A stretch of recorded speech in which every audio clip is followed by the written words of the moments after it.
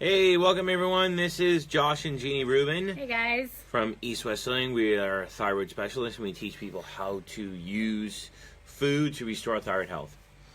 Today we're going to be talking about to carb or not to carb. This is kind of a series that we're going to be doing with regards to food, since we've been talking about, different things in relation to health and the thyroid.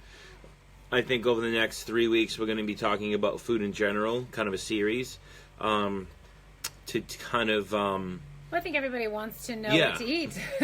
So we're going to kind of lay it out for you of why some of the foods we choose. Again, nothing's black and white, so don't, Right, and take we'll talk the about that. information and work with it. But I think, again, you guys are really curious about what to eat. So the least we can do, and considering we use food to heal the thyroid, we felt it would be very supportive. Right. Before we get started, few different things. The first is...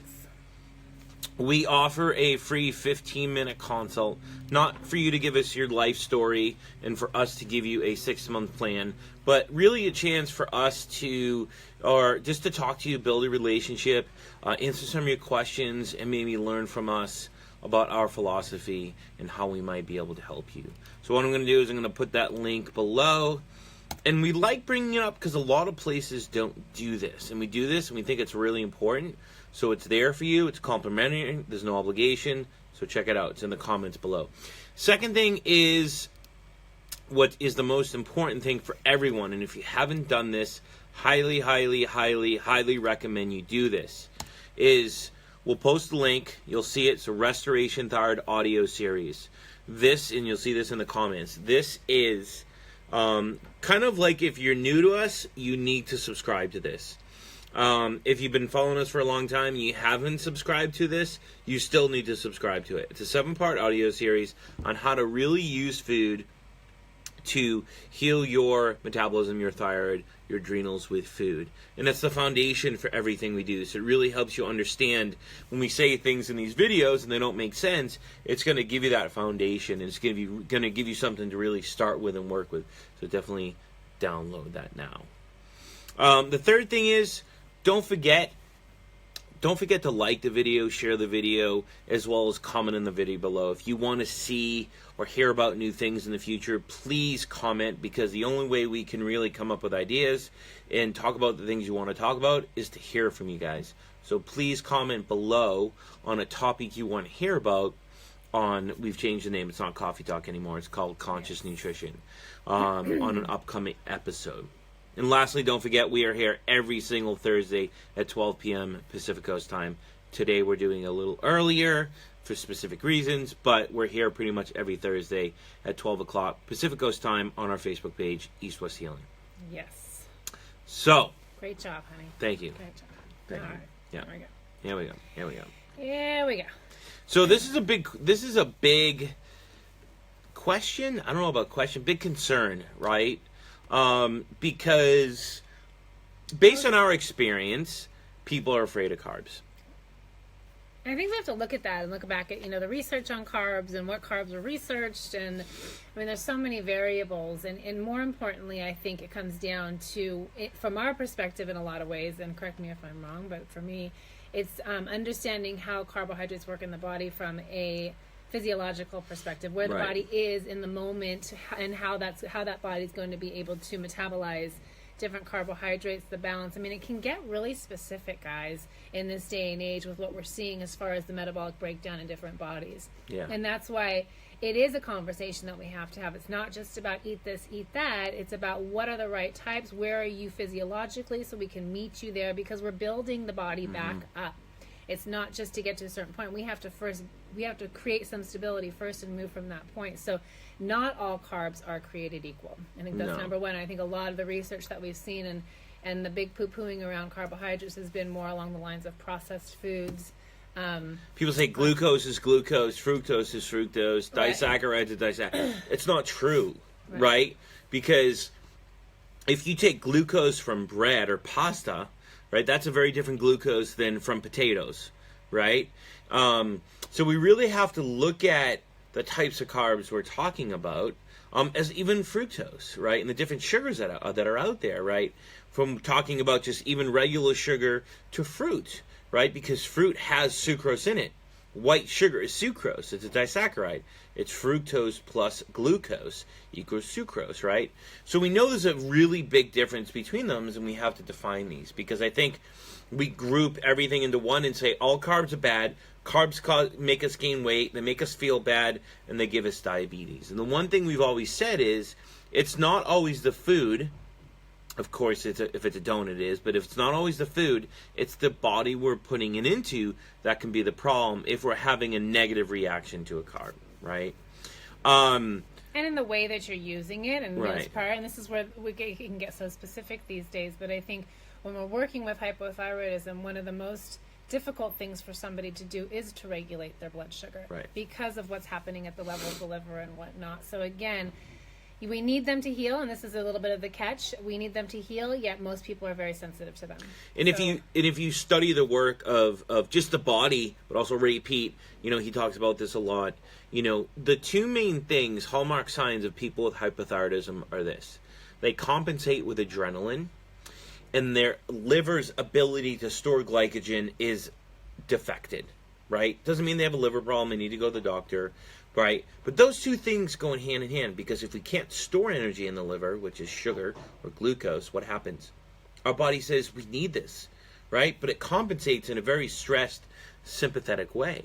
And it releases adrenaline to try to mobilize stored energy that's really not there. And then we release different hormones to break our own body down, self-eating self, to compensate for our lack of energy in the system, right? These are hallmark signs of people not only hypothyroid, but just hypometabolic, right? So you want to define good carbs versus bad carbs? I think we have two categories. We have simple carbohydrates and we have complex carbohydrates. And simple carbohydrates are going to be more along your fruits, your dairy. I'm going to have a brain fart here. But most primarily your fruits and your dairy. Winter squashes can be kind of grouped into that category because they are considered a fruit. They have that combination of fructose and glucose. They are primarily sucrose. And then you have your complex carbohydrates that are going to be more along your grains. Different root vegetables can be considered a complex carbohydrate. Things with a non-soluble fiber, wheats, flaxseed, all different kinds of things. Those are going to be primarily glucose. And again, when we're looking at those different types of sugars, that's the biggest difference right there, because we know that glucose directly, that's what all sugars break down to essentially. But glucose, when it's taken in from a grain or a pasta or a non-soluble fiber in different forms, not all of them, can contribute to a very quick spike in blood sugar, right? So it also compensates with an equally big release of insulin to help lower that blood sugar, to create some balance there. That combination of fructose and glucose bypass that extreme insulin response, because fructose stimulates the production of glucagon, which helps to raise blood sugar. So they counterbalance one another, is what I'm saying, and allowing us to create long-term energy, more sustainable energy for a period of time, when again coming from the right sources. So we're not getting that big spike and that big drop, where again most people who are in a low metabolic state are very delicate. They're very sensitive to those sugars and sometimes become very hyperinsulinemic. So excess insulin is being produced in the release, or in being released with the consumption of the wrong types of carbohydrates, or with an imbalance of carbohydrates to proteins and fats. Right. So just to simplify what she said, because for some people that can be like really technical. It made sense, but we're just going to simplify it. Just think about it. You have glucose, which spikes insulin, which can create blood sugar handling issues, especially when we're in a chaotic hormonal state, a sympathetic state. It can even cause more of a harm, right? And most of you have felt that, right? You add carbs in, and boom, you gain weight, or boom, you're shaky, and you feel like you have blood sugar handling issues, right? Secondly, we have the other camp, which would be more like your fructose and glucose. We're talking about fruits, tropical fruits, we're talking about squashes, etc. And I think sweet potatoes, correct? Sweet potatoes. Yeah. So we have this balance, and this is important because when we're in a stress state, which I would say 100% of the people we work with and the people we have worked with are, that glucose will cause that spike, but the fructose brings that spike down of insulin. So what do we get? We get blood sugar regulation. And that's really the simplicity of what she's saying, right? So this is why we recommend more fruits and roots over breads, pastas, vegetables, etc. And we'll talk about those in a second, right? And a lot of people are going to say, well, you guys recommend potatoes and things like that. And yes, and that seems to be what people mostly gravitate towards, with a lot of caution, even from us and our clients and whatnot. It's just easy, right? However, again, like Josh says, potatoes contain glucose, and I think glucose is glucose. I think in all sugars that's just true. Well, I lost my thought. I think this is what it comes down to, okay? These foods are what our body needs, right? We know this. And when we're talking about thyroid health, why? Because your cells need thyroid hormone to produce energy.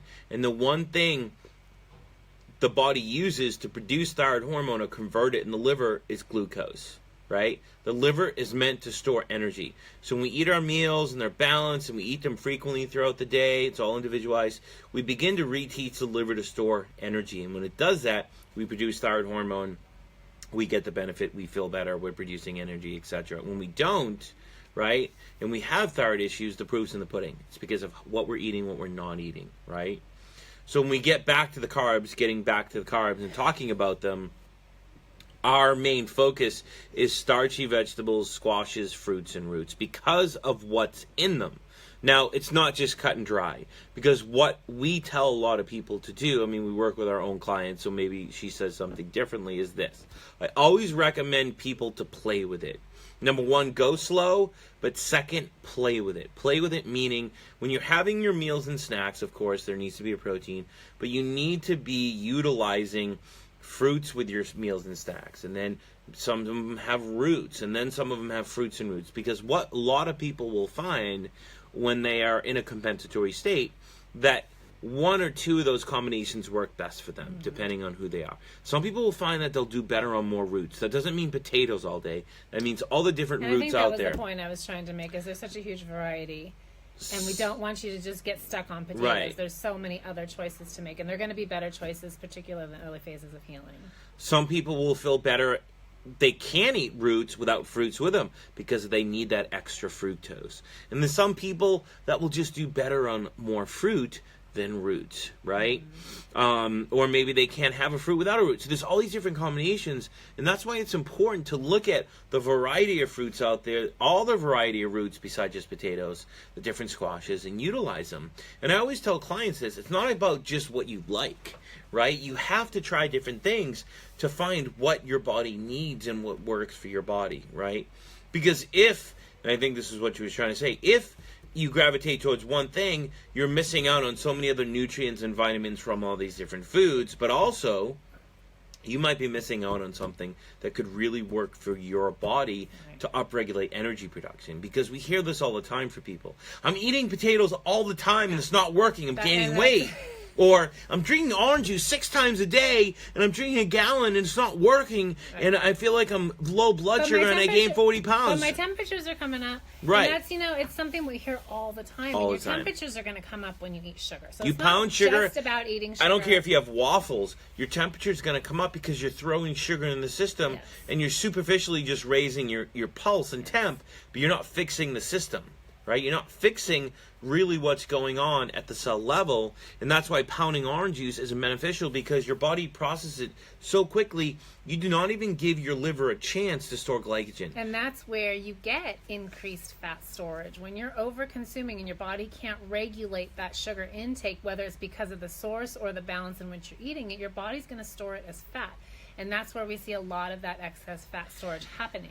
So you have to be very careful. These are some of the tricks. And again, we are using a strategy. We're not just saying eat X, Y, Z. We're doing it in a very titrated manner. So we're reintroducing the body to carbs that it can utilize, understanding that the body cannot regulate its blood sugar very effectively at that whatever stage somebody's in. So we use a specific type, very dense in nutrition. So we're building up reserves. We're giving the body what it can actually digest and absorb, so we're rebuilding reserves. So there's a lot of things that are happening at one time, but I think what Josh was saying is very important, that we do it in a balanced way. It's important to go slow when you're doing this. Super important. You know, and I think that, you know, I know a lot of people run with, like what Ray Peat says in regard to when you eat a meal with not just glucose, fructose, and glucose, it'll help replenish glucose stores and allow you to replenish the liver instead of pushing that all to triglycerides and fat, right? And that's what Jeannie was saying. But it's not always cut and dry like that.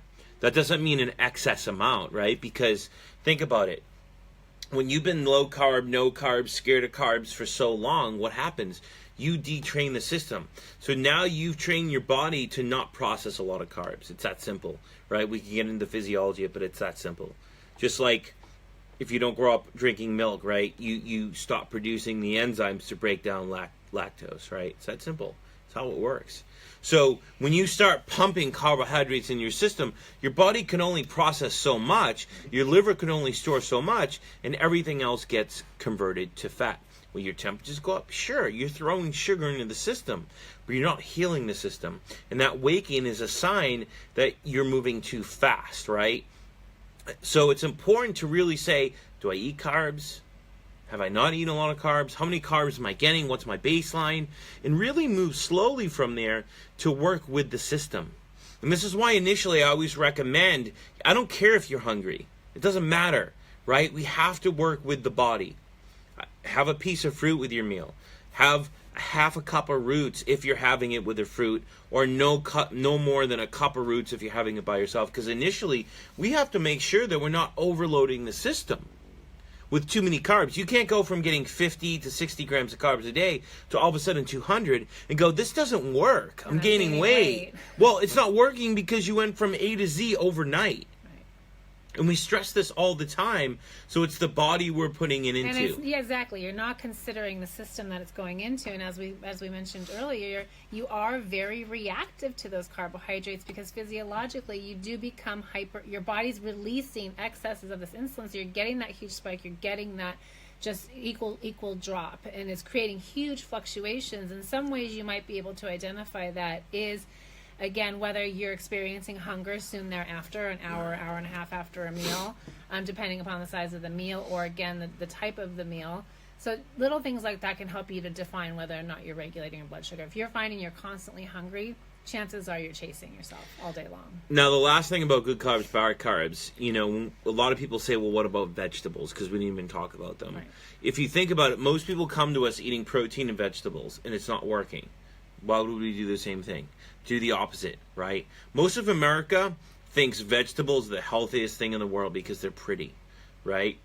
Well, they contain a lot of vitamins and minerals. Right, but so does fruit. Exactly. Right, so does fruit. And when we look at the structure of vegetables, they're highly undigestible. That's when we eat them raw. They taste like crap, and why a lot of little kids won't eat them, right? Because they don't taste good. And you have to overcook them and put a tons of seasoning on them in order to them to taste good and make them slightly digestible. So when we talk about thyroid health, we know that vegetables do nothing for thyroid health. They don't help us regulate our blood sugar. They don't reteach us how to store glycogen.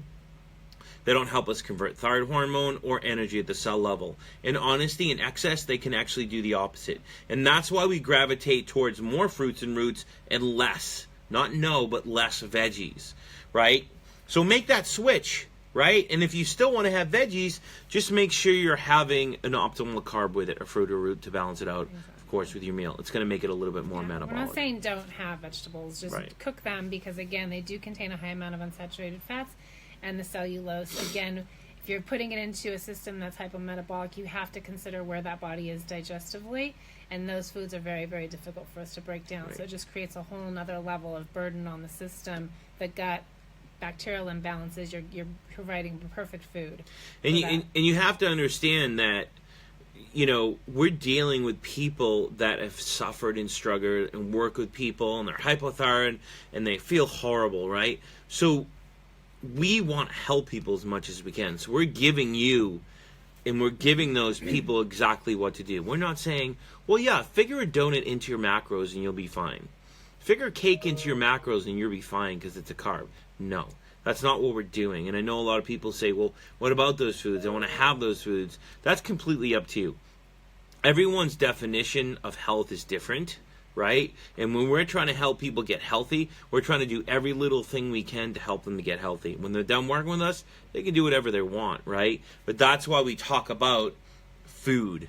That's why we're talking about fruits and roots. We're not talking about cake and cereal and oatmeal and all these different things that people overindulge in and wonder why they can't heal, right? So think about that next time, you're sick and you're trying to heal, but you're just having oatmeal for breakfast and donuts for lunch, etc. Because we see this. But they think because it's carbs, they're going to heal. Remember, it's the type of carb and, of course, having it with a protein. Which most people I find are deficient in. So moving along, how low carb or no carb diets are destroying our thyroid? I would say that this is very common, and this is why most people come to us, because they have been on no carb, they've been on low carb, keto, etc. We've kind of already talked about this in one of our earlier episodes with keto. Well, you kind of touched on it earlier also, as well as glycogen reserves and storage and thyroid conversion and things like that. So again, you have to kind of be eating the foods that your body needs in order to make things happen, to be able to create conversion. If you're not eating it, you're pushing yourself deeper and deeper and deeper down into that hypometabolic state where your body is constantly having to compensate, because we have to remember those carbohydrates are your immediate fuel. So you're using them almost like a kindling to your fire throughout the day, especially, again, in the earlier phases of healing. There's many transitions that people go through, but in those earlier phases, the most important thing to do is regulate the blood sugar. Right. So using those proper carbs, like Josh says, in the right balance, but using them in a strategy that's going to give your body that fuel as it needs it throughout the day to prevent it from having to compensate and go into that inflammatory process, which the body has, again, adapted into. So, one of some of the main things people are complaining of, right? And it's really big, is everyone says they have adrenal fatigue, right? Exactly. What is this? What is really adrenal fatigue? It's really just chronic blood sugar dysregulation, right? It's not eating the foods you need to regulate your blood sugar. Right. So what you do is, the way you're eating, you're making your adrenal glands work overtime, because the adrenal glands regulate inflammation, blood sugar, etc., the availability of fuel. So if you're not taking in fuel, right, and storing it to convert it to produce energy, because that's where our body wants to be, that's health. Your adrenals go, well, if we don't, you're going to die. It's that simple, right? So the adrenals kick in, they release adrenaline and cortisol, etc. You break your body down. Which is a very important process. Let's not get confused here. Right. So what you're doing is you're pushing your body into a survival mode, sympathetic state, stress state, right? So number one, we can't heal when we're in this state. You might feel better. Why? Because you're hyperadrenaline. Everyone feels better when they're hyperadrenaline. But we can't heal in this state. Really heal at the cell level. And that's why we use body temperature pulse to gauge this, because that's what we're looking at. Are you sympathetic or stressed, or are you producing energy and moving towards that healing place and regulating your blood sugar? So the way you're eating is putting so much stress in your adrenals, which affects your thyroid, because the thyroid regulates the burning of fuel, right? And this is something we talked about probably a million times. Yep. So think about it. The adrenals regulate the availability of fuel. They kick in over time when there's no fuel coming in. The thyroid regulates the burning of the fuel. What does that mean? If there's no fuel, the light of the thyroid, the fire, it goes out. And that's why most people are diagnosed hypothyroid. They're not. They're functionally hypothyroid. Watch our last video we did on the 5 patterns of functional hypothyroidism. There's a conversion issue. And that one thing that's missing, or the one thing that's missing and happening, is you're not getting glucose or fuel to help with the conversion, and you're in a stress state, which is inhibiting that conversion even more. So this is what happens when we go low carb. Are you losing weight? Sure. You're cutting out calories. You're cutting out sugar. But you're losing weight at the expense of damaging your metabolism. So what happens? And everyone that's watching this or that watches this will be able to tell us what happens when you start eating normal again. you gain the weight back. You gain even more weight, and then you try the same diet. You're like, all I'm going to do is just go low carb again. I'll lose the weight, I'll be fine. And it doesn't work the way you wanted it to. Why? Because now your metabolism is even more damaged. And your body's going to hold on to whatever it can, right? So it can produce energy. And that's just how the body works. Remember, your body's going to prioritize things, and weight loss is not an importance when you're under a chronic state of stress. It's really not. Yeah. Yep. So don't forget, if you have questions, post them in the comments below, as well as if you're watching this back and you have some questions or comments, put them in the comment section below. We'd love to answer them, whether it be now or later. So I think that covers how low carb, no carbs are kind of killing our thyroid. Yeah. You know, when you're in the thyroid is like the most important thing, right? You know, that's your life. That's your metabolism. You are your metabolism, right? As Diana Schwartzbein says. You know, so the health of your thyroid, the health of your thyroid hormone conversion, the health of energy production, that's who you are, right? So if you're not producing energy and you're starting to have all these symptoms, it's not what can I take? It's not one thing, what can I do? It's not what should I cut out? You really have to look at what you're eating. And a lot of the times it comes down to what you're not eating. And that's the fruits and roots. Mm-hmm. So Paul has a question. What are our thoughts on dried fruit and high serotonin fruits? Do you have any? I think that with dried fruits, I had a question. A client asked me this the other day. And I think, obviously you want to choose one that is going to be in less preservatives. Obviously, that's the obvious. But I think, again, in balance, I don't see any problem with them. More for a snack type of a thing or complementing a meal. I don't see somebody regulating a lot or getting enough satiety or satiation from dried fruits. You're going to have to consume a lot of them, which, again, you're going to be better off using some type of a root-fruit combination to really gain some kind of substance, some density to a meal. But, again, as a snack, quick on the go, I don't see any problem with it. I've honestly never seen dried fruits work for people. I don't, yeah. It's pushed them so hypoglycemic, but also if you really look at the research, dried fruits are high in oxalates, and that's towards the diet that pushes us inflammatory. I just did a bunch of posts on this on Instagram, on our Instagram page, at Real Food Gangsters, last week, so check it out. I don't ignore it. I don't use it because it's high in oxalates. I just don't use it because I've never seen it work for people. High serotonin fruits, I know a lot of people get caught up with the nitty-gritty of this stuff.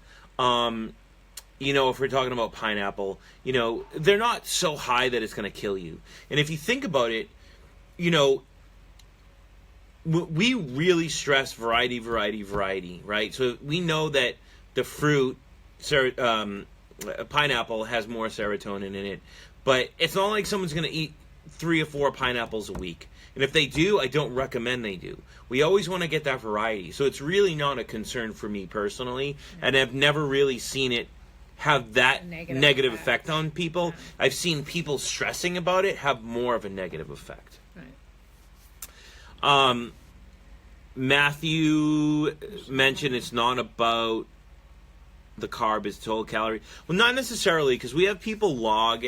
And what happens is I would say this is how most people's baselines are. This is not including the people that just don't eat, because we see that. But they eat a diet that's very low in carb, either really high in protein, which is my man, or really low in protein, which is my women, like 60 grams a day. And everyone that we assess is eating fat in crazy amounts, over 100 grams, right? And so this is where most people are getting their calories from. Right, which is not efficient. It burns energy very quickly, and it's not how our body is supposed to burn energy in an active state, right? But I also want to say, and as Josh was explaining, the compensation that happens when we're not getting enough carbohydrates. Remember, we're speaking to an audience that is to some degree already in that state, right? It is very, very natural for the body to use fat and protein as energy when there is no carbohydrate fuel on board. That's a very, very natural compensatory mechanism. It's essential to our survival. What's not happening today is recovery. That's not what we're seeing. So most people, again, it's not just about what you eat. There are so many environmental stressors that we're being faced with today, even technology itself, or technology primarily. But yeah, I mean, somebody who has a healthy metabolism can get away with that for a short period of time, but not in a long period of time, and not over and over and over and over. And it's not suggested for long-term health. And I've even seen people that take in a lot of calories and their temperatures and pulse still struggle and they feel like hell. It's not about less, it's not about more, it's about finding the balance, and that's what we do with people. We take them through our food strategy. Not only the foods, we establish the food frequency, but we also work with a macro balance and ratios over time at each meal throughout the day. Because that's the icing on the cake right there, right? Yep. Because a lot of people come and say, I'm eating 3,500 calories. We've seen this, and we work with them, and it's not working. And they can even be balanced for the total of the day. But when you start breaking it up meal to meal, and we start pulling them back to where they need to be, everything regulates. It's amazing, right? Because too much is not enough.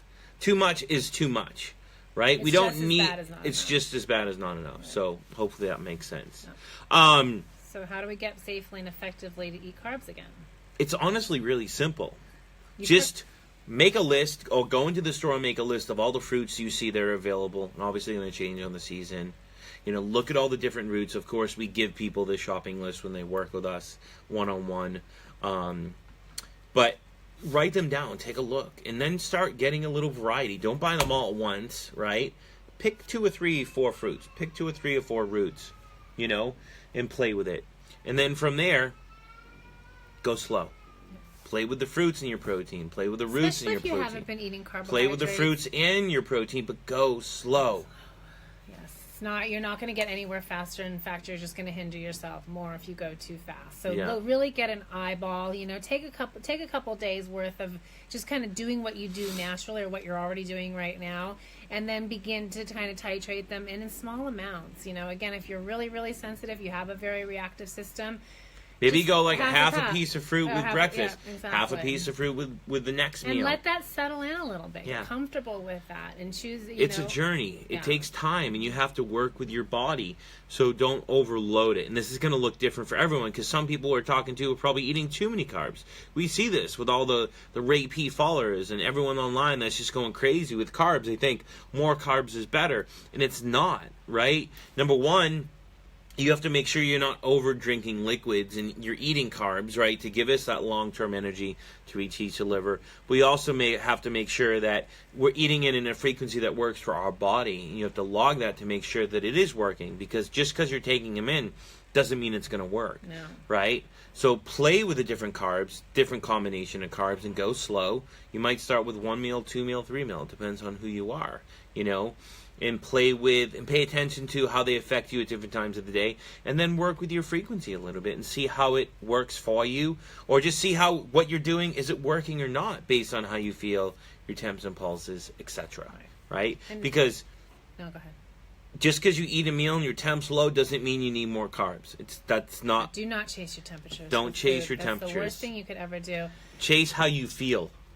Chase how you feel. And also, you know, we get a lot of people, you know, saying, well, I thought you recommend orange juice, you know, and this goes along the same line as potato. I don't recommend orange juice to any of my clients, especially doesn't work at the beginning phases of their healing process. And if we do, it's in a very strategic manner where something's coming in very soon thereafter. Never seen it work. Density, or again at a time of their day where again it could be used for an emergency purpose. But other than that, it does not work. To me, it's laziness. And it's lazy. Lazy. Exactly. Eat your food. A million other carbs. Don't drink your food. But it comes down to the breakdown. Again, complex carbohydrates do break down slower. So, and fruits, again, because of their fibers, are going to break down again up against those proper proteins and fats. But you throw that juice in there, you're going to get a rapid breakdown and equally as rapid fluctuation in your hormones, and that could easily send you in a tizzy for several days. Annie agrees. It is laziness, and I don't say this in a mean way, but trust me, we've worked with a lot of people, and we see logs, we look at patterns, and this is how we help people. You get out of it when you put into it, right? And you need energy, and the only way you're going to get energy is from eating dense food. Yeah. I can tell you right now that most people are not eating dense enough food, right? Fruit over orange juice, etc., and that's going to really give you more benefit. It's not, I've gained 40 pounds and my temperatures are good, right? It's about, Do I feel good? Do I look good? Are things regulating? And my temperature's going up slowly? They're not going to jump up overnight. And if they do, you're moving way too fast and you're taking that elevator to the top. They can even be well out of norm, which was true for a client that I talked to earlier. Well out of norm, but the pattern was regulated. And she was more regulated, and she's sleeping 7 hours a night now, consistently. Yeah. And so that's really what you're looking for. It doesn't matter whether you're within norm or without norm. It's the pattern that you're looking for that can give you a ton of information.